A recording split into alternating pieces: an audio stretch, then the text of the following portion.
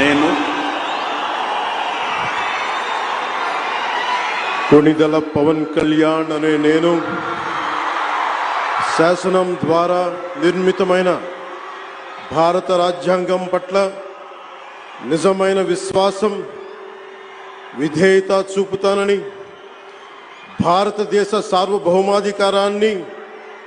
సమగ్రతని కాపాడుతానని,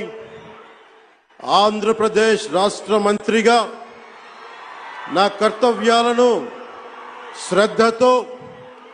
అంతఃకరణ శుద్ధితో నిర్వహిస్తానని, భయం గాని పక్షపాతం గాని రాగద్వేషాలు గాని లేకుండా రాజ్యాంగాన్ని శాసనాలని అనుసరించి ప్రజలందరికీ న్యాయం చేకూరుస్తానని